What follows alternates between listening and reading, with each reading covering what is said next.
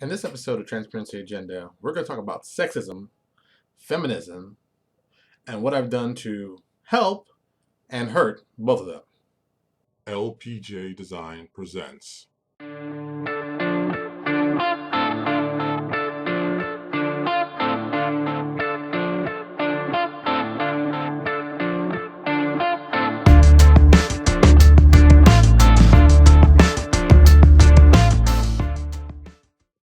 Hey everybody, it's Louis Porter Jr. here with another episode of Transparency Agenda. So this one has to do with a little bit of I'm going to go with a topic that I didn't think I'd ever would do, but because of what...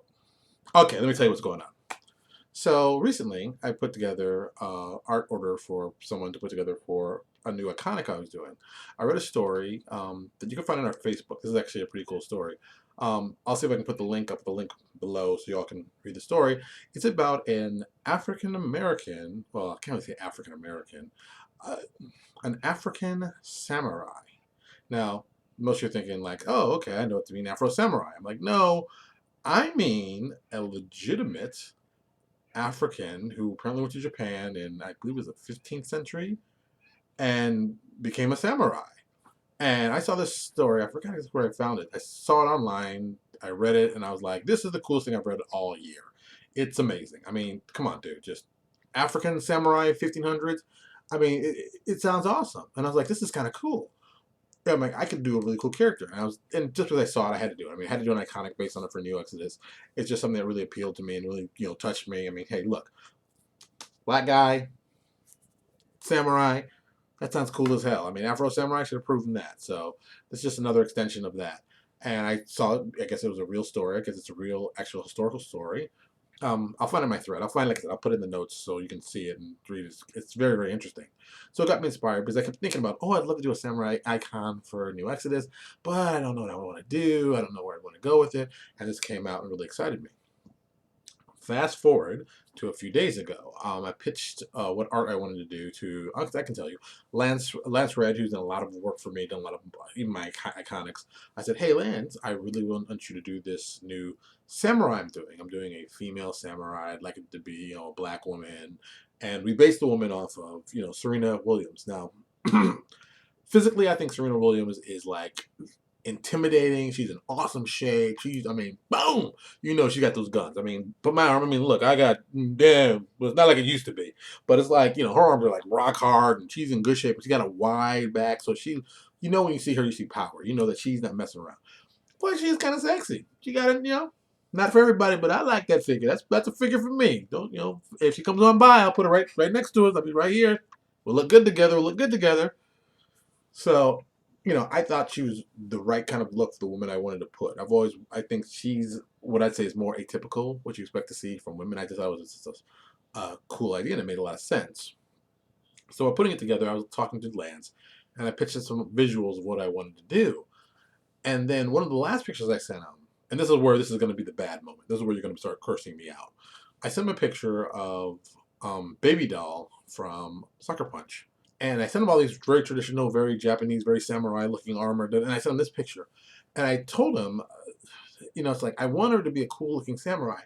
But in my head, as a pure marketer, as a pure guy, I know the baby doll look, which is that schoolgirl thing, fantasy that guys have. I'm not gonna deny and say, oh, I've never seen it. But yes, we all know I've seen that. I'm no dummy. So, I said, but I know this one would be the one that would sell. And he came back to me and said, like, that's a dumb idea. Don't pick that one. I'm like, I know I don't want to pick that one, but I know that's the one that sells. So that's what kind of got me to here.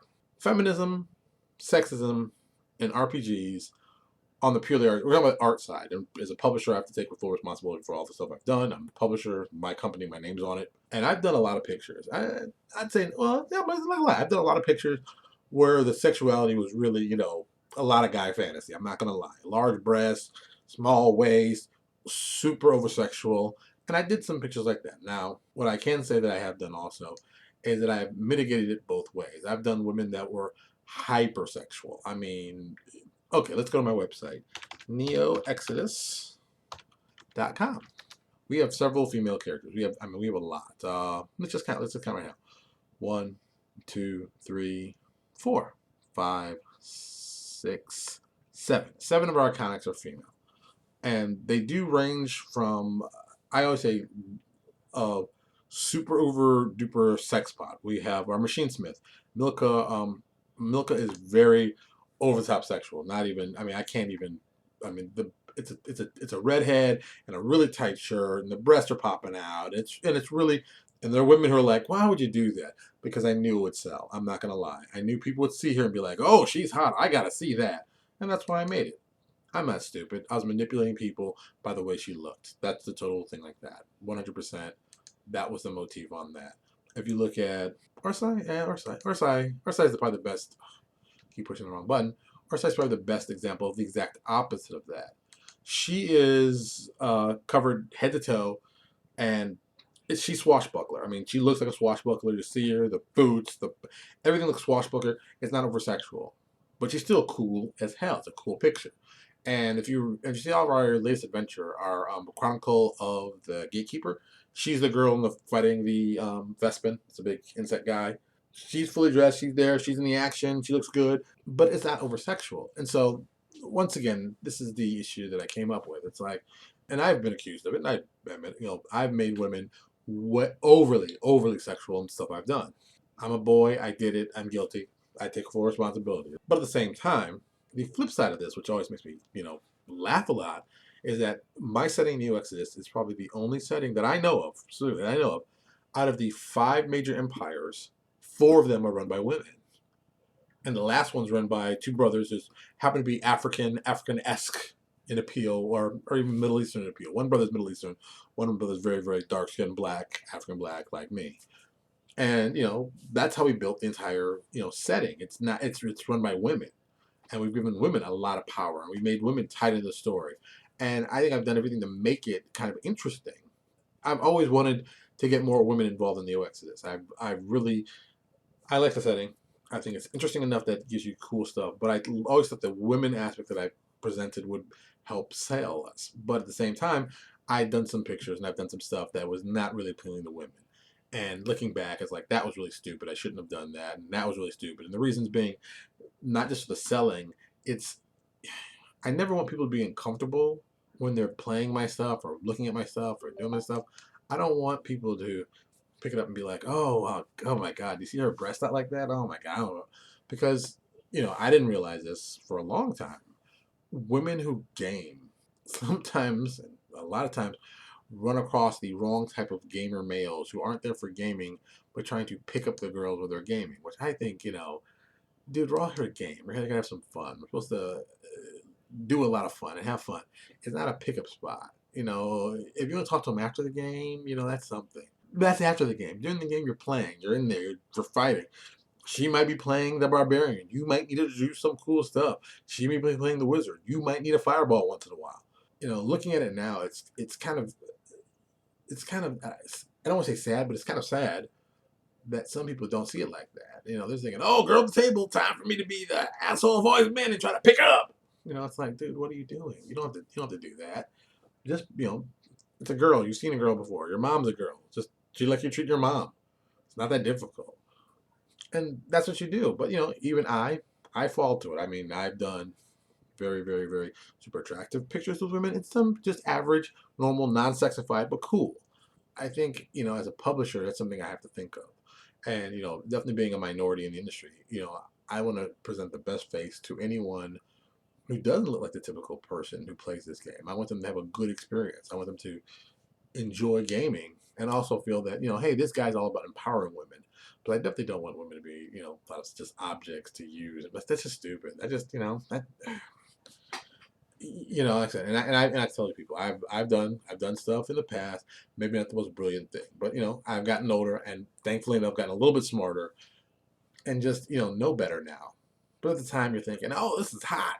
Oh, this is gonna be super hot. It was super stupid. That's what it was. It was super stupid. And I'm thankful that I know a lot of good people. A lot of good writers and friends, and who've been saying, hey man, don't do that. That's not what you want to do. You want to do something much cooler than that. I know you. You're better than that. And so they push me to do better things. So I really appreciate that kind of aspect. For all the other people out there who are doing like the over sexual pictures and stuff like that, you don't have to do that. Once in a while, yeah, like it's one out of 30. No one's gonna freak out over 1 out of 30. But you do 29 out of 30 of all cheesecake stuff. Maybe you want to change it up a little bit. Maybe you want to try something a little different. Because to me, that's the lowest common denominator. It's easy, easy. It's an easy target to hit. And if you want to be serious about it and be really good, you got to be inclusive, not exclusive. That's why I think I liked Serena for the picture for our samurai. It's like Serena Williams is not physically what I call a typical woman's body. You know, she's very much wider, broader, muscular. But on a picture like that with a samurai, I think would be awesome. I mean, the tattoo on her arm, I already see how it's gonna look. It's gonna be awesome. But I want someone, who looks like that. There's tons of women playing this. I want someone to pick up what they're saying, "Oh my God, I see me in this person. I see me." And once I've done that, I think that makes it successful for me. I mean, I've done the right thing as a publisher, and as someone who wants more people to get involved. It's one of those tricky, tricky things. I mean, like I said, I don't want people. I don't want people to feel exploited. I hate saying like that word exploited, because I don't think I exploit people, but maybe I have exploited people in ways that I didn't even realize, and that happens sometimes. Understanding what people want versus what I want and what I'm trying to portray is difficult, because I've got to put my own personal needs aside to be the creative person that I am. But at the same time, I can't go to things that I might think might offend some people. Because some stuff I want to do, it's like, dude, you can't do that. That's can't do that. You can't do that. That's not appropriate. And it is good for me to think that way, because if you just do whatever you want, you come out with some crazy things. I mean, I don't want to say this like this, but I guess since I'm talking about you know this whole sexuality, like the whole terminate rapist thing. I mean, I tell people I know Chris, and I thought that was just even the premise of it. I didn't think was a good idea. I heard about it and I was like, oh, that's not good. And I want people to be free to make games. I think people should make games. I'm in a field of people who make games.